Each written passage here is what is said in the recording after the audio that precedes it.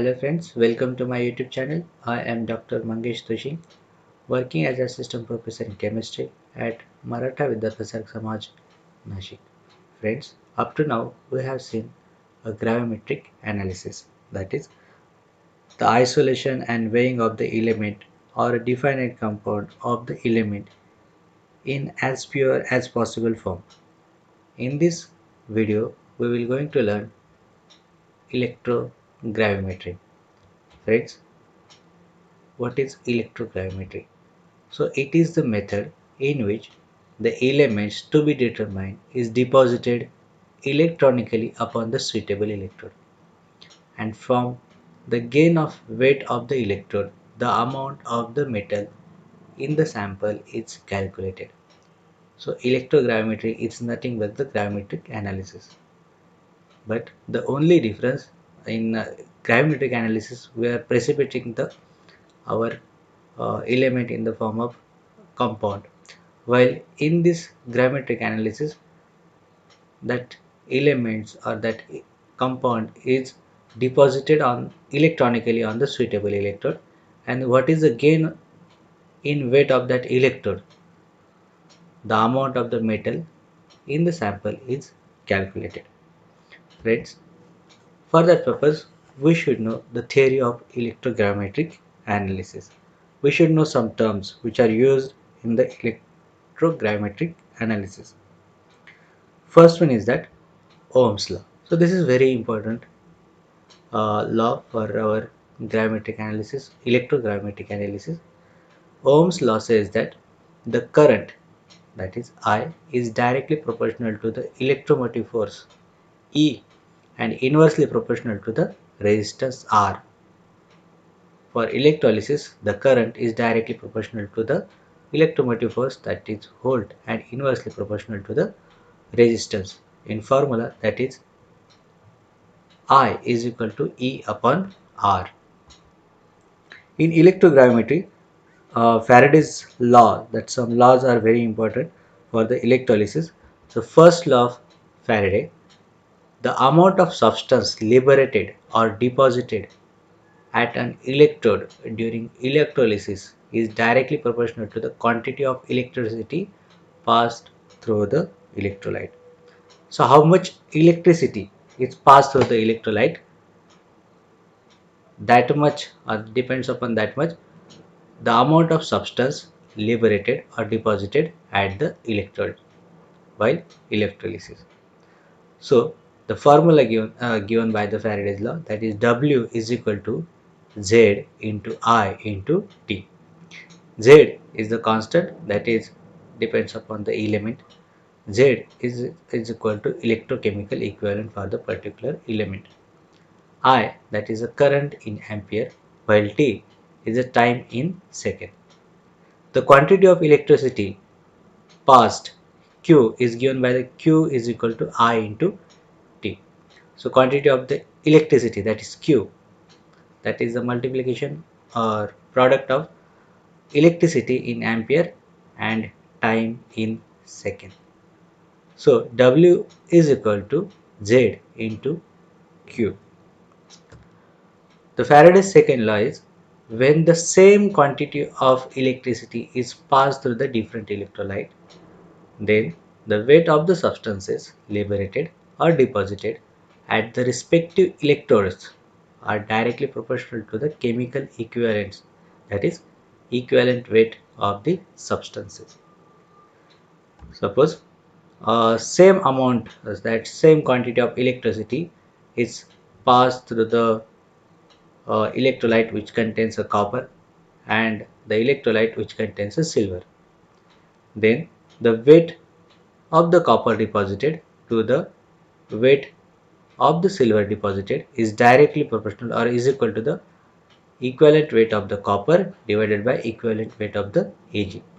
So when the same quantity of electricity passed through the different electrolytes, then the weight of the substances deposited on the electrodes are directly proportional to the equivalent weights of that substances.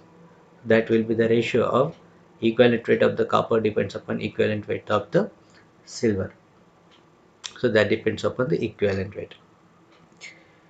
Friends, before going into the details of electrolysis, we should know some units of the some electrical units.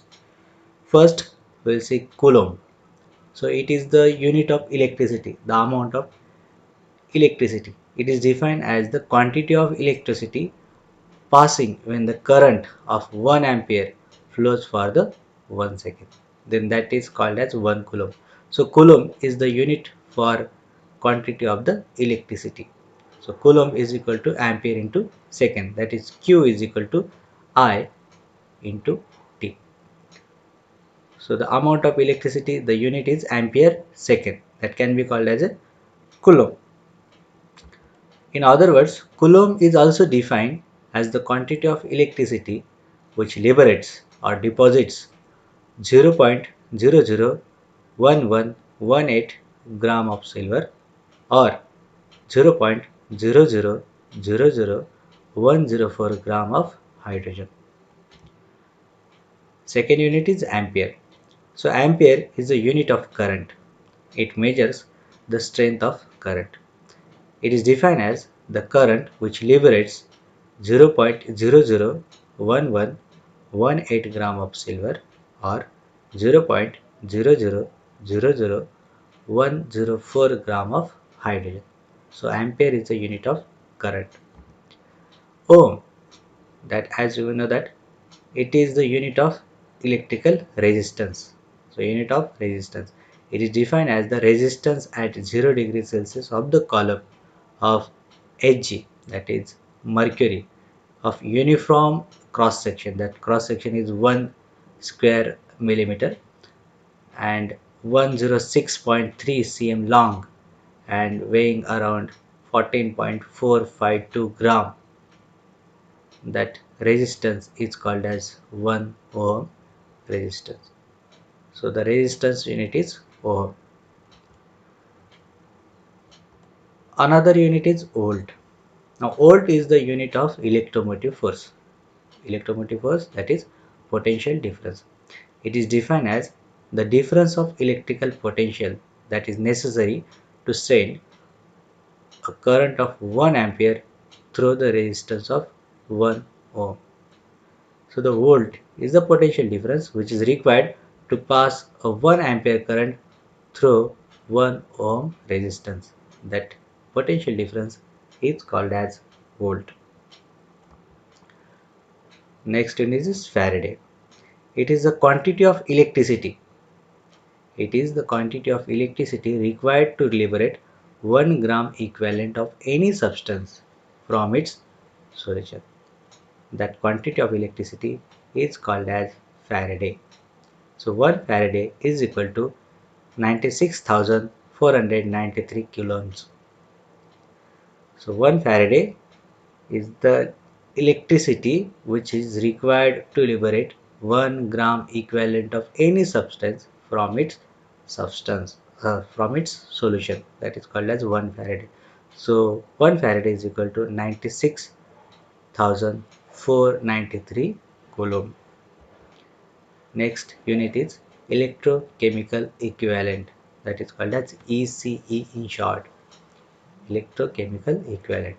The weight of an element liberated or deposited by passing 1 coulomb of electricity, that is 1 ampere current for 1 second, is called as electrochemical equivalent of that element. So chemical equivalent, that is CE, is equal to 96,493, that is 493 into electrochemical equivalent. So electrochemical equivalent is equal to chemical equivalent divided by 96,493 is equal to electrochemical equivalent. So the weight of the element which is liberated or deposited when we passed a 1 coulomb of electricity, that is called as electrochemical equivalent of that particular element. Now we'll see the technology that is used in electrogrammetric analysis. Friends, For using a electrogrammetric analysis for electrolysis, we require a cell. There are two types of cells. One is electrolytic cell. So the cell in which electrical energy is used to bring about a chemical change or chemical reaction, or that is called as electrical energy is converted to the chemical energy. It's called as electrolytic cell. For example, electroplating. So in it electrolytic cell, the electrical energy is converted to the chemical energy. Means some reactions are carried out by using the electrical energy. Second cell is that voltaic or galvanic cell. The cell in which chemical energy is converted to the electrical energy is called as voltaic or galvanic cell. For example, Daniell cell or lead storage battery. These are the examples routinely used as a voltaic cell or galvanic cell. Friends, while electrolysis, these both cells are simultaneously active. If we stop the current, then voltaic or galvanic cell is activated because of the substances which are liberated at the cathode as well as electrode. They generate a potential. That potential is called as E back, that is reverse potential. Friends, a given cell may function at one time as a galvanic cell and another as an electrolytic cell. A typical example of is a lead accumulated cell or storage cell. In electroanalytical operation, when electricity is passed in an electrolytic cell, often a galvanic cell is also set up as the products which are formed at the electrodes. If the current is switched off, the galvanic cell starts working and product tends to produce a current in direction opposite to the direction in which electrolysis current was passed. So the voltage applied to the electrolytic cell, that is E applied, must be more than that of the galvanic cell that is produced. The solution also offers some resistance to the passage of current. That's that resistance is called as ohmic potential or IR drop. The total amount of the current that flows through the solution in an electrolytic cell is given by the Ohm's law, that is E applied minus E back is equal to IR, that is IR drop, or you can say ohmic potential. The another terms are cathode. In an electrolytic cell, the electrode attached to the negative terminal of the source is called as cathode. It is a negative electrode. The electrode gives electrons which enters the electrolytic, or that is the enter the electrolysis process. While in galvanic cell, cathode is the positive electrode. Here electrons are accepted by the electrode from the solution. So in electrolytic cell, cathode is the negative negative terminal. While in electrolytic cell, the electrode attached to the positive terminal of the source is called as anode, and it is the positive electrode. Here electrons are accepted by the electrode from the solution. So cathode releasing the electrons. So at cathode reduction will take place, while anode accepting the electrons. So at anode oxidation will take place. While in galvanic cell, the anode is a negative electrode and it's giving the electrons at the in the solution.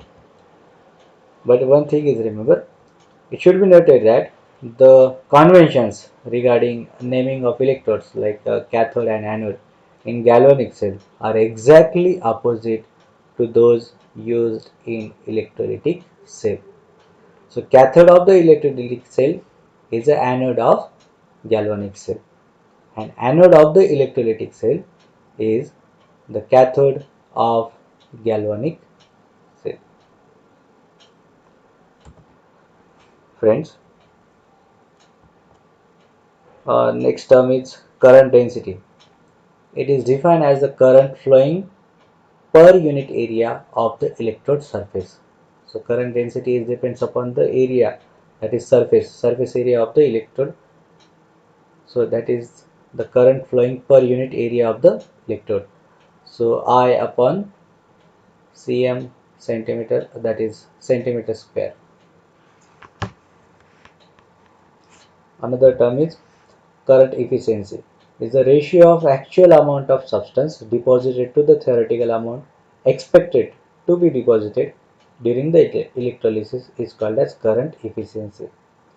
Suppose some amount of current is passed through the electrodes, then some theoretical amount has to be deposited at the electrode, but the actual amount of the substance is deposited, that is called as current efficiency. Now we will see another term, that is polarization effect. As we know that Ohm's law, that is E is equal to I is equal to E upon R. It means that the current is directly proportional to the EMF, that is potential difference or electromotive force. So their graph should be the linear fashion. So it is expected that the linear relationship between it is expected that linear relationship should exist between the potential of the electrochemical cell and current, but it is observed at only low currents. When the current becomes larger, the marked departure or fluctuation occurs in the linear relationship. This effect is called as polarization effect, and that cell is said to be polarized. So non-linear ship, non-linear relationship between current and EMF is called as polarization effect. For example, here current versus applied potential in electrolytic cell. So that should be the linear relationship. But at low current, this linear relationship is there. But as the current increases, there is a marked departure from this linear relationship. While in galvanic cell also, you can see that current and this is the cell potential. This is the linear relationship, but that will get departured at higher current. So this cell is called as polarized cell. Polarization requires application of potential to an electrolyte cell that is greater than theoretical. So for passing the current, whatever the theoretical potential is required, we have to apply more than that one to pass the current. We can minimize the polarization effect, that is by addition of some compounds into the solution that lowers the amount of polarization. Then that cell can be called as a non-polarized cell, or you can say depolarized cell. Now we'll see the decomposition potential. So it is defined as the minimum external voltage that must be applied in order to bring about a continuous electrolysis. That external voltage, external EMF or external potential difference is called as decomposition potential. Friends, if we consider the electrolysis of 1 mole of H2SO4 in which 2 platinum electrodes are dipped. So if you applied a voltage, slight current will increase. After few minutes that current will be decreased to 0. Then if you increase the applied voltage, slightly increase in the current. So as we are increasing the applied voltage, there will be a slight increase in current. So here the current versus voltage across the cell. So as we are increasing the voltage, the current also increases slowly. but at particular voltage the current is suddenly increases. That current is suddenly increases. That particular applied voltage at which the current suddenly increases is called as decomposition potential, and the further increase in applied voltage and current increases linearly in accordance with the Ohm's law. So this potential, applied potential at which the current suddenly increases, that potential is called as decomposition potential. Now we'll see back EMF or reversible EMF. Friends, in electroanalytical operation, when electricity is passed in electrolytic cell, often a galvanic cell is also set up as products are formed at the electrode. If the current is switched off, the galvanic cell starts working and the product tends to produce current in opposite direction in which electrolysis current was passed, and some potential is generated. That potential is called as back EMF or reversible EMF. Now it is believed that the back EMF results from following three factors. So first is reversible back EMF.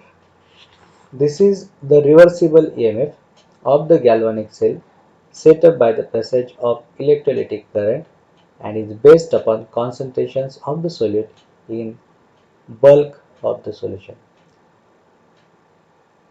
So it depends upon the concentration of the solutes in a solution. Whatever the reversible back EMF is produced, it depends upon the concentration of the solution. Second, the concentration potential or concentration over voltage. This is the effect of change in concentration at the electrode surface with reference to the concentration of bulk of the solution. Friends, while electrolysis, if these two electrodes are dipped into the solution, then at the cathode releasing the electrons, so that there is a change in concentration of ions at the surface of the electrode with reference to the concentration of the bulk solution. That change, that is called as, this also affects the back EMF, that is called as concentration potential or concentration over voltage. Third factor is on activation over voltage. This is the departure of potential of an electrode from its reversible value due to passage of electrolytic current. So this is the departure of the potential of an electrode from its reversible value due to the electrolytic current, that is called as activation over voltage. Well, in case of this concentration potential or concentration over voltage, suppose if you are using copper sulfate as a solution, at the cathode removal of copper ions takes place near the surface. The reversible potential of the copper electrode therefore shifts in the negative direction, and at the anode the accumulation of hydrogen ions and perhaps the oxygen causes the reversible potential of the oxygen electrode to shift the positive direction. So both effects tends to increase in back EMF. If you want to increase the concentration over voltage, just increase the current density. If you want to decrease the concentration over voltage, then just decrease the stirring. Then you can manage the concentration potential or concentration over voltage. Thank you friends. Thank you for the watching.